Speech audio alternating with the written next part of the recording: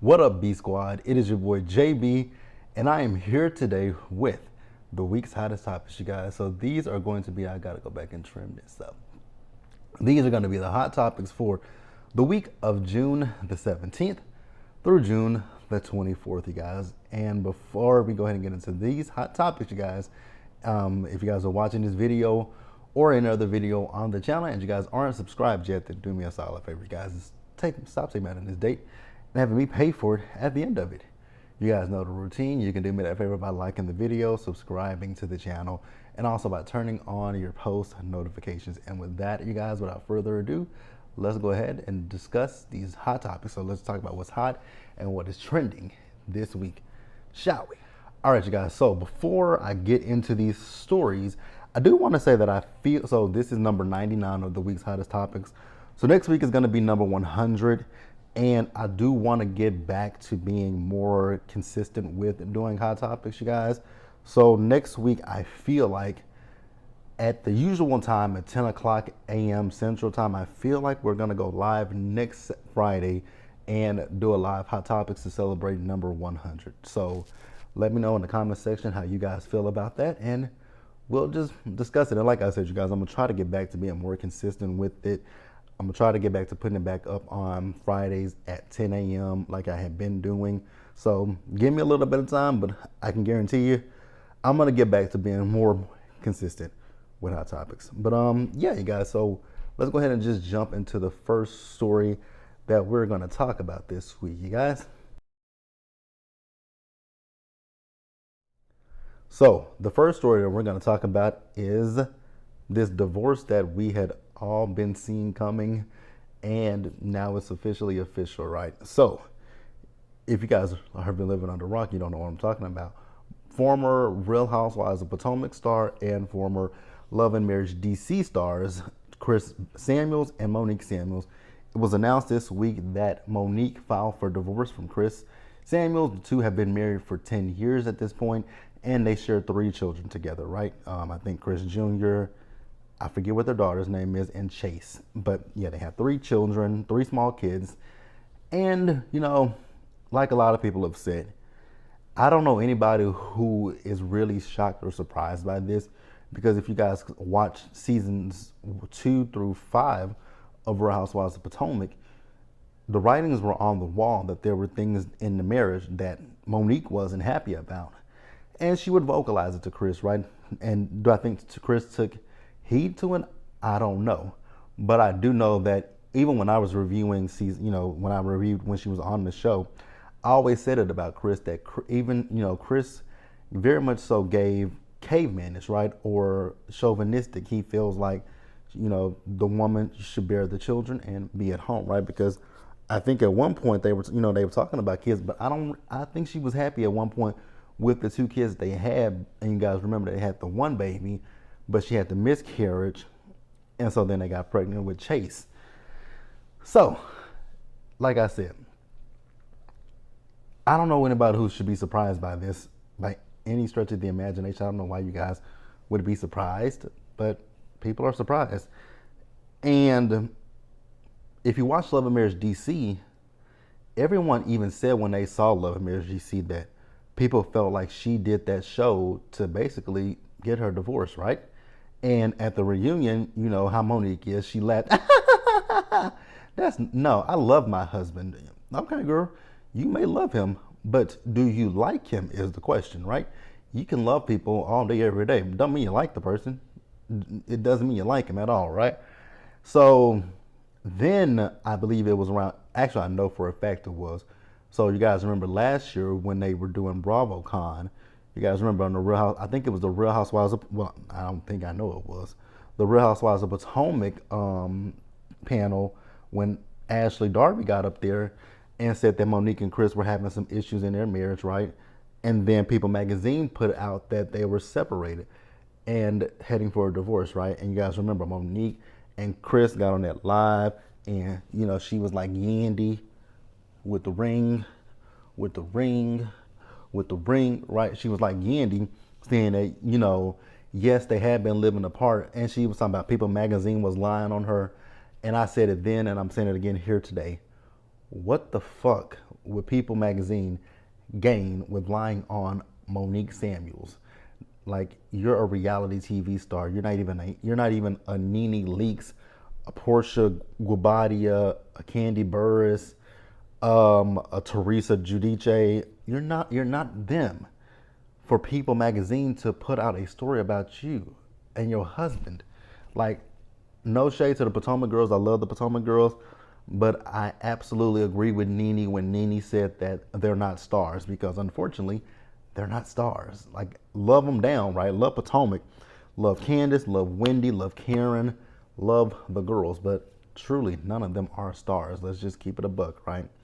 So she said that. Then she was talking about she was going to sue them. I was like, how can you sue them for something that either you put out to them or someone in your camp gave to them? So look internally, and then you go back to that person and be like, go back to People and retract that story. So I never put too much stock into it, you guys. I truly did not, because I really honestly didn't care. It wasn't a big deal to me. I don't take great pleasure in seeing a family break up, so it never meant anything to me personally. I was hoping that, maybe if they were going through some issues, that they can find their way back to each other. But then when they didn't, here's the thing that solidified it for me. I was like, yeah, it's a little bit more going on in this relationship.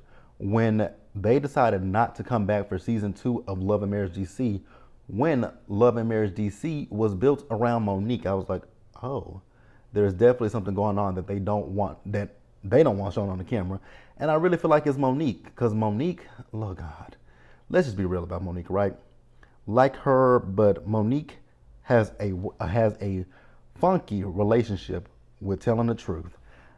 She could not tell the truth about anything. It's like she lies about every damn thing that I've saw so far when it comes to Monique. And if you guys like Monique, then you guys like her. But these are my personal opinions about her. So before I came on here today, I did see that she had posted. So I guess she's on some kind of some kind of a vacation with herself, and she really does. I mean, Monique has she feels, it's like she feels like she's more important than what she actually is, because she was talking about the fact that people are reaching out to her and asking her questions, disturbing her peace. Ma'am, I think you're disturbing your own peace. What I will say is I won't be surprised if we don't see Monique back on. I know she said that reality TV wasn't for her, right? But you did season 2, 3, 4, and 5 of Real Housewives of Potomac, and then you came and did 1 season of Love and Marriage DC. So you've done 5 seasons of reality TV. So you can't really say that reality TV wasn't for you, right? She talks about the producers, girl, they can only give, they can only edit what, like, I love it when reality TV stars say, oh, it's the editing. The producers can only edit what you give them, right? Now, do we see times where producers will put voiceovers into the scene? Yes. And I think by this point, I think everybody knows that that's probably not necessarily what happened in the scene if you don't see the person's mouth moving, right? I think we all pretty much know that. So that happened. Then she was talking about, Love and Marriage Huntsville, not Huntsville. Why did I say Huntsville? Love and Marriage DC, right? She was talking about the check, right? How the money wasn't right for her to come back.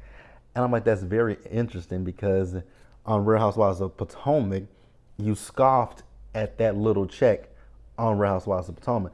You were talking about your husband's investments, right? Now, I'm going to say this, and I'm going to keep it at this. I hope with this divorce, I hope you have a ironclad prenup. I hope you don't end up like your big head friend over there, Ashley Darby. I hope you don't end up like her, because I feel like she's going to have to stay married to Michael Darby, because she still hasn't filed for a divorce to this day. Honest to God, I don't give a damn. I told you guys how I felt about that it was a storyline. And I still stand by that Ashley Darby used that as a storyline for season 7 of Potomac, right? And I stick by that. So yeah, for her to say that it was a money issue, how could it be a money issue when I'm pretty positive you were making more money over on Bravo, who was under the umbrella of NBC, and then you went to OWN, who was under the umbrella of Discovery. Discovery is not Discovery is a big name, right? But Discovery is not as big as a Bravo or an NBC. So you are making more money over there. So yeah, that's why I say she has a tricky relationship with telling the truth, right? But yeah, you guys, that's really all I got for Monique and Chris. I do wish both of them nothing but the best. I hope that, their kids are, with the kids, I hope that they don't have a contentious relationship, kind of like what Melody and Martell has on Love and Marriage Huntsville. I hope that this divorce is amicable. I hope that they can, hopefully with them divorcing, that they create and foster a positive environment for their children going forward. But that's really all I got for that. I want you guys to tell me down in the comment section below what you guys think about this situation with Monique and Chris. And we're going to pause here and go ahead and move forward, you guys. All right, you guys. So next up, let's talk about Meagan Good and Jonathan Majors. So I guess they are officially a couple, right? I still look at that and think that this has got to be some kind of publicity. Like, this has got to be positive for his image, because I just don't necessarily know or see what Meagan would get from this. But if she likes it, I love it, right? We saw them go on vacation together, and then this week we saw them as they went hand in hand into the courtroom, right? So more information is coming out about this situation with the court. I just don't know. So like I've been saying, I'm not passing judgment on him by no means. I'm not going to pass judgment on the man because we don't know the full extent of the story, right? I still, for me personally, his attorneys, I just don't know his attorneys. I literally would probably fire those attorneys. The attorneys feel like they're very, very incompetent if we're keeping it a buck with each other.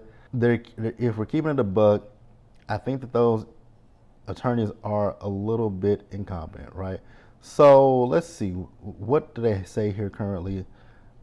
And I'm looking at the picture now of them in the court, going into the court hand in hand, right? So this says Jonathan Majors will go to trial later this summer on domestic violence charges. The actor and his little cup, not his little cup, appeared in court in Manhattan on June 20th. His first in-person appearance since being charged with assaulting an ex-girlfriend earlier this year. He walked into the courtroom hand in hand with his rumored new girlfriend, Meagan Good. Majors faces assault and harassment charges, which his lawyers, Priya Chowdhury, has described as a racially motivated witch hunt. Oh my God. That is one word that I am so overhearing, is the word witch hunt. Though Chowdhury has tried to get the charges dismissed, claiming the actor is the real assault victim, Judge Rachel Pauley has set a trial for August. So it says here, police responded to 911 call involving Majors in Manhattan on March 25th. Officers said there had been a domestic dispute between the actor and a 30-year-old woman, according to NYPD statement at the time. They briefly took Majors into custody. The internet exploded with reactions ranging from denial and shock to, in a few cases, validation. The U.S. Army quickly pulled, he lost his campaigns. Here's the thing. So here's where we're at right here. So it says that his lawyer claims that Jonathan Majors called 911 out of concern for the woman, that she planned on exonerating evidence, plans to submit exonerating evidence to the Manhattan District Attorney's Office, including video footage from the vehicle, witness testimony from the driver and others who both saw and heard the episode, and most importantly, 2 written statements from the woman recanting the allegation. I don't know, you guys. Again, like I said, I'm not going to say he's guilty, and I'm not going to say he's innocent. That's going to be up for the jury to decide, not me, because I don't get it, right? Because you guys remember that they were trying to say that, I think I read at one point that they were trying to say she tried to attempt to unlive herself and all this kind of stuff. And again, I know they said that she tried to unlive herself. They tried to show her when she went to the bar after this incident happened. I just really want y'all to tell me what y'all think about this. for me personally, like I said, I don't think that this is. I can see how this helps Jonathan Majors. It makes him look good, but I don't understand how this helps Megan Good's image. I don't understand how it helps them, but hey, it is what it is, right? So his trial date is set for August 3rd, and the judge reminded him that the order requiring him to stay away from the woman he is accused of assaulting remains in place, right? This is what it says. Mr. Majors, 33, was arrested after what police... Well, I've already read that to you guys. I'm trying to find where they were talking about what the lawyers are now trying to say. So, lawyers for Majors have repeatedly denied the allegations. One of his lawyers said in a statement Tuesday that within a few weeks of these false allegations, we provided the district attorney with evidence of Mr. Majors' innocence. She maintained that it was the woman who had attacked Mr. Majors, not the other way around. While we are hopeful that the district attorney is reviewing these materials in good faith and will do the right thing soon to accelerate our case, we've requested a trial date as soon as possible, she said in a statement. I would love, no, I really would. I was about to say I would love to see the evidence that they have that exonerates him, but I don't really want to see it. Again, like I said, drop down in them comments and please just tell me what you guys think about this. Like I said, to me, it just gives publicity stunt that they're trying to do everything that they can to repair and rectify his image. But hey, it is what it is. Let's pause here, move forward.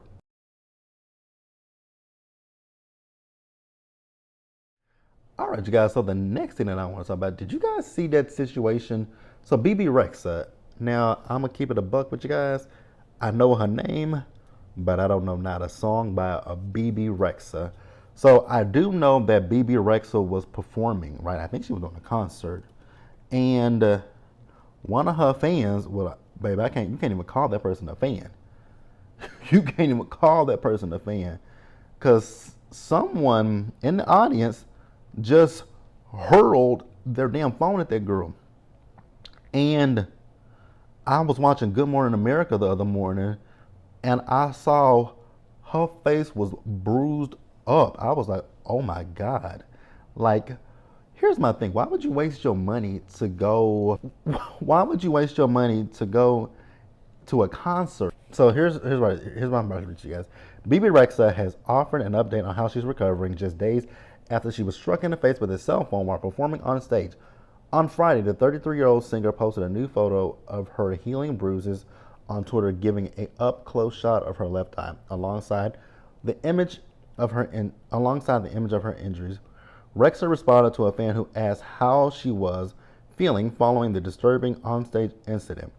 My eye black and blue now, My eye black and blue now, but much better. Oh, okay, I have to read that a little slowly, she wrote. Thank you. I mean, God, her eye was fucked up. Like, so this incident went down at a concert on Sunday night in New York City, the latest stop of her Best Effin' Night of My Life tour, right? According to TMZ, a man named Nicholas, I can't pronounce his last name, was arrested for assault. The charge was upgraded to a felony because he used a phone as a weapon. The next day, Rexha showed off her injuries on social media, posting an update on her condition to both her Instagram and TikTok pages, while also quoting one of her hits at the same time.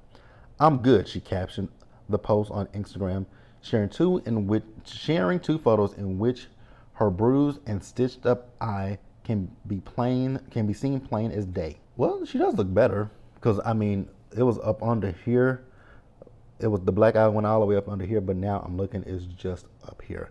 So it looked like she is in good spirits, but again, like I said, what the fuck is the purpose in buying a ticket to go see somebody just to hurl your cell phone at them, right? Like, it makes no sense.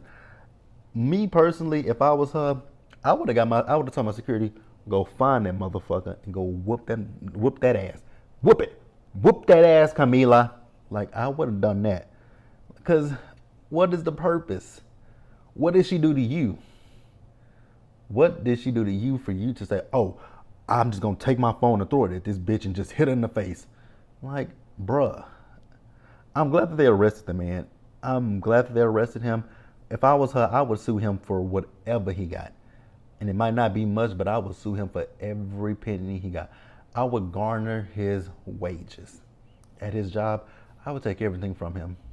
Everything he holds near and dear would belong to BB Rexa. Like, the fuck out of here. Y'all just do the most. But tell me what you guys think about that situation, and we shall pause here and move on to the next story, you guys, shall we? They are really doing, like, I don't know what they're doing down there on my. So if you guys don't know, I'm talking to you guys like you know. So my apartment, it faces the pool, and there's people down there by the pool, and they playing music, and it the fuck is loud, you guys. Like, I can hear it sitting here, and it's loud as shit. So the next story we're going to talk about is this drama with Russell Simmons, Kimora Lee Simmons, and Ming Simmons, right? So it says here, this is from Us Weekly. Russell Simmons' drama with his two daughters, Ming Lee Simmons and Naoki Lee Simmons, started a Father's Day snub and turned into a social media brawl, and did it ever, right? The family feud started in June of 23 after Ming Lee posted a tribute for her mom, Kimora Lee Simmons, on Father's Day. Now, however you guys feel about that, let me know in the comments, right? Because I mean, even I used to do that for my mom, because I don't know who my biological father is, right? So I would be like, happy Mother's Day to my mom, and happy Father's Day to my mom, because my mom was my little father and my mother. So it was no shade. It's no shade to my dad. If I knew my dad, I would have shouted out my dad, but I didn't know my dad like that, right? So it is what it is, right? So it says, started on Father's Day, subtly shading her father. We know Kimora and Russell were married from 1998 to 2009 and welcomed Ming and Aoki in 2000 and 2002 respectively, right? So it says, following the diss, Russell took to Instagram to share a cryptic quote implying that Kimora was the reason for his strained relationship with his daughters.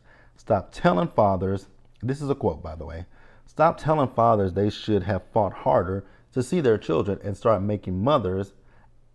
asking mothers why he had to fight at all, the message read.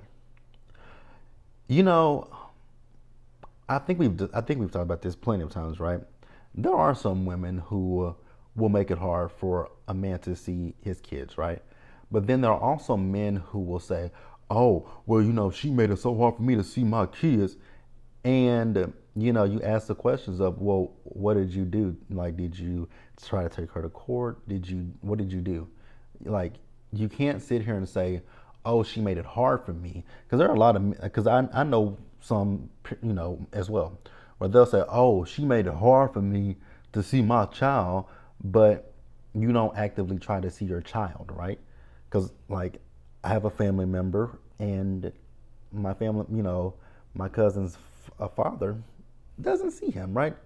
And he has a phone, and he calls his family, and they don't really respond to him. So yeah, so it can be a situation where there are some women, like I said, that will do that, try to keep the kids away from their father. But then there are fathers who just don't who just are pieces of crap, right? So yeah. So the next day, Aoki responded to the Def Jam's founder claims by releasing a series of heated text messages and video chats, which have since been deleted with her dad.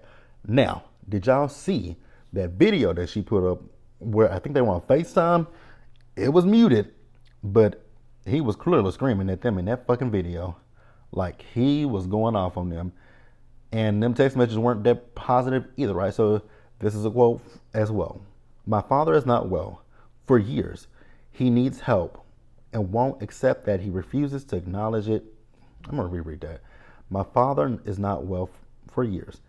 He needs help and won't accept that. He refuses to acknowledge he is not himself," she captioned. The now deleted video, he has threatened and bullied my sister, my grandma. He has harassed my grandma in the middle of the night in poor health. He sent a man to my sister's apartment at 2 a.m. to scare her.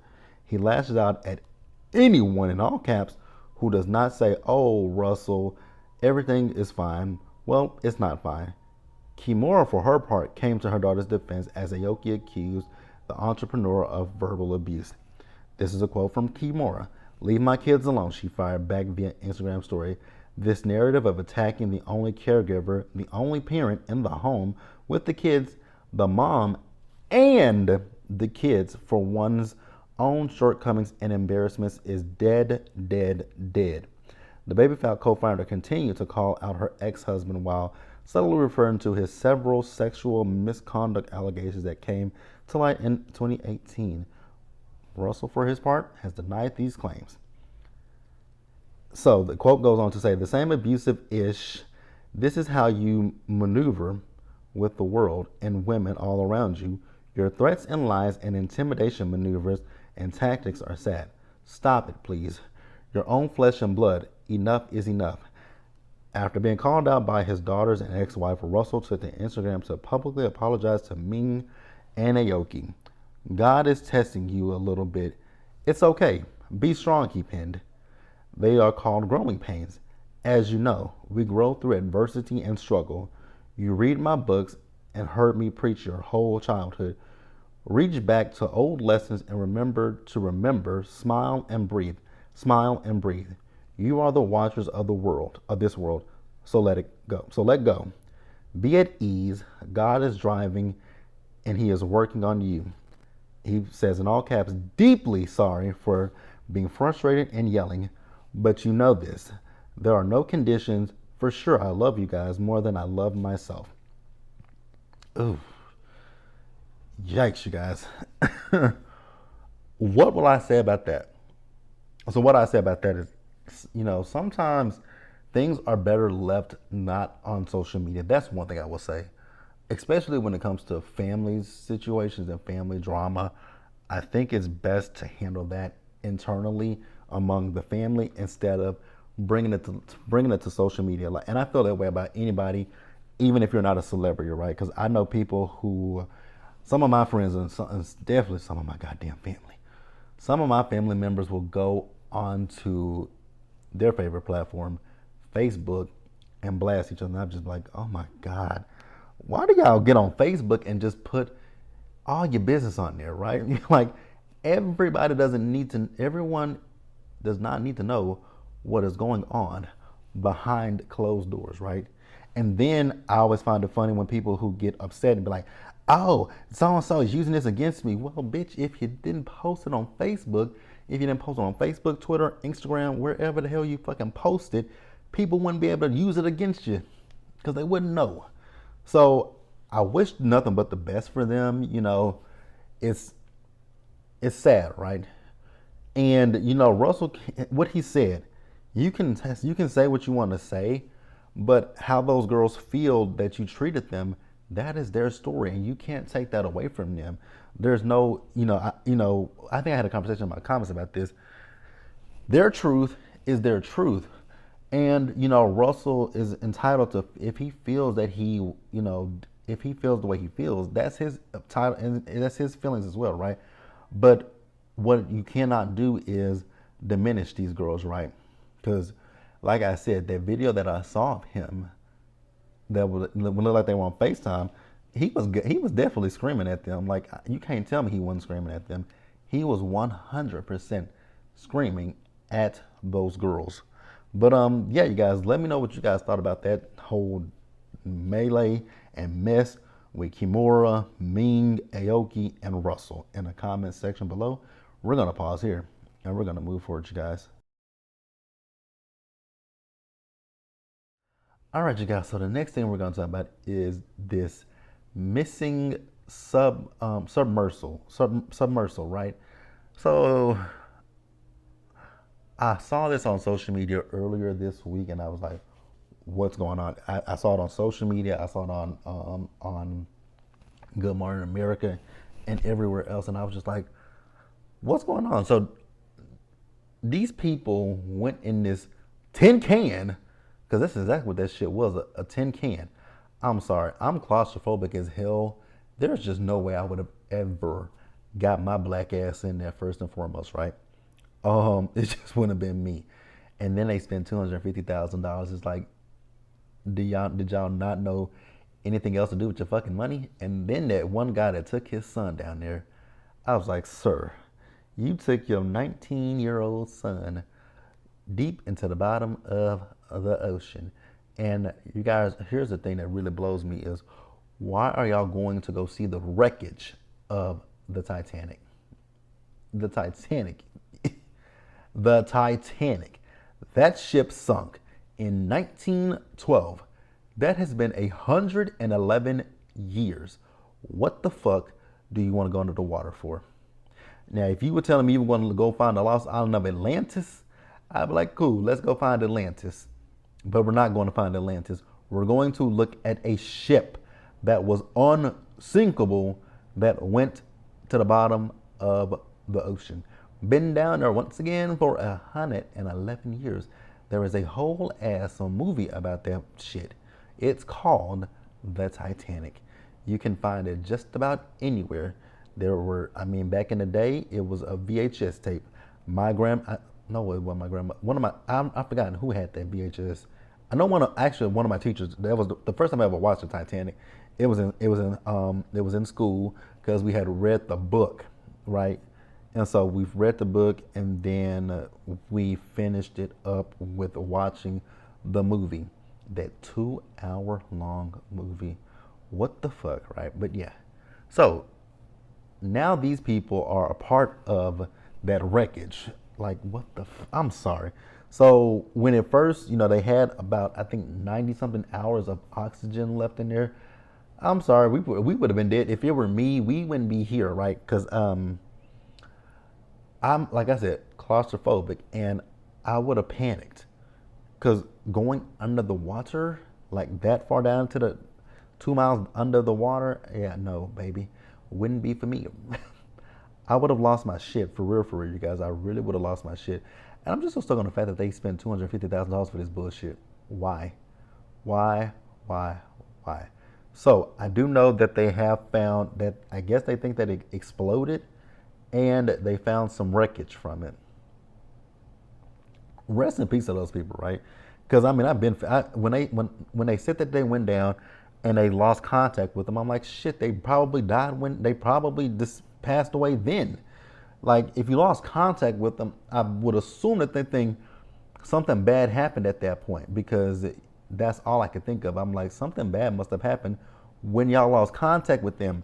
What really threw me was to see how that tin can was controlled. It was controlled by a PlayStation controller. I was like, oh no, bitch. Ain't no way. Ain't no way. Like, you notice those people are of this complexion, not this one. We wouldn't do that. Speaking of which, you guys, I just want to segue real quick. Have you guys been to the movies this week to see the movie The Blackening? Because if you guys have not saw The Blackening, you guys really should go see The Blackening. It was a fun time. I went Monday on Juneteenth. It was hilarious, you guys. Go do yourselves a favor and check that movie out if you haven't already. And if you have, let me know in the comment section what do you guys think about the movie. But yeah, back to this missing submersible. There's just no way I would have done that. Like, I just don't understand it. There are documentaries about the Titanic. Like, you can look up so much stuff about the Titanic. There have been so many explorations that have gone on to see the wreckage of that ship. It's been down there for 111 years at this point. They can't. I wonder if they could pull that thing out of the ocean. I don't think they can. I just really want to. I'm about to Google this. Cha. And that is actually the biggest question I'm Googling. Can the Titanic be raised?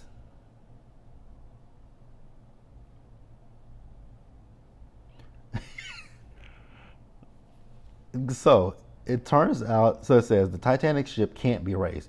Here's where it rests now. It turns out that raising a Titanic would be as futile as rearranging the deck chairs on a doomed vessel. I would assume so because it's so far. It's like really, really down on the ocean's floor. Sometimes resurrecting relics from the tragic chapters of history is about as fanciful as getting pigs to fly. It's not worth the effort. Such is the case with the on and again, off again notions of raising the Titanic, which prompted a great deal of discussion shortly after the 1997 release of director James Cameron's Oscar-winning epic Titanic. Reclaiming the famed White Star shipwreck was even tackled in the 1980 motion picture Raise the Titanic, which suffered the same fate as the vessel, mercilessly sinking at the box office. And there's been no shortage of geniuses out there who had their own solutions on how to bring the ship to the surface. Okay. After several trips back to the drawing board, it turns out that raising the Titanic would be as futile as rearranging the deck chairs on a doomed vessel. After a century on the ocean floor, the Titanic is apparently in bad shape. Apparently, is in such bad shape that it couldn't withstand such an endeavor for various reasons. And then there are those arguing that regardless of how ship-shaped Titanic is today, committing to such a task would be highly unethical. I mean, I guess so, right? Because there are still, oh God, are there? I mean, I wonder if there are still dead bodies down there. Oof. How did I go down this rabbit hole? Shouldn't have went down this rabbit hole. Really shouldn't have went down this rabbit hole. But I just don't, for the life of me, I just don't understand what the fuck they went down there for. Why did y'all go down there? Y'all are disturbing these people's resting place at this point. But it's now part of your resting place. Because I think that I was reading that when they found the shipwreck, they found a little wreckage. They don't even know if they can recover these bodies. I would imagine you can't. Again, they're on the ocean's floor. The Titanic is sunk. Sunk, sunk, sunk. That hoe ain't coming back. It's probably rusted, it's rusted, probably mildew, everything under the sun with that ship. But y'all want to go down there and see this ship. Again, I asked the question of why. Like, why? Like, I don't get it. But yeah, you guys, that is all I got for you on that. Let me know what you guys think about that situation. And we'll pause here and move forward, you guys. So the next thing, you guys, we shall give a congratulations to Kourtney and Travis. Kourtney Kardashian and Travis Barker. And I spelled her name wrong. Oh, no, I didn't. I spelled it right. Congratulations to Kourtney and Travis Barker. They are expecting their first child together, which was really a shock to me because y'all know how them Kardashian girls are, right? They like to keep their, they like to keep the same fathers, right? Look at Tristan and Khloe. Girl, just dumb as a doorknob. Tristan and Khloe, Kim and Kanye, Kylie and what's his name that she with? She's with a Travis, right? Travis and whoever, and now Kourtney, and then Kourtney and Scott. But now it's Kourtney and Scott, and Kourtney and Travis, her husband. But yeah, congratulations to go out to them, and that's really it, you guys. So we're gonna pause here and move on to the last story of the week, shall we? All right, you guys. So the next story up and the last story is this situation with Ne-Yo. Oh my God, you guys. So I just laughed before I even started this segment. So it says Ne-Yo doesn't appear to be having the best of luck at the moment as it pertains to his finances, with the IRS now knocking on his door over alleged back taxes he owes. According to the documents obtained by Radar Online, the singer, real name Schaefer Smith, is accused of owing a massive seven-figure sum to Uncle Sam to the tune of $3,166,811 in dollars and 68 cents from 2020. Motherfucker, how do you owe that much money? 3.1 million. Ooh, Jesus. $3,166,811.68. Baby, they just tacked on 68 cents. Why do y'all just round that motherfucker up to 4 million? Because, I mean, god damn. Or at least, I mean, shit. So, the federal tax lien comes on the heels of him and his ex-wife, Crystal Renee, being slapped with a lien by the company Crow Custom Countertops for work done to a property in Alpharetta, Georgia. The former couple have also recently been hit with a separate lien over $4,000 in taxes they apparently owe to the city of Atlanta. Wow.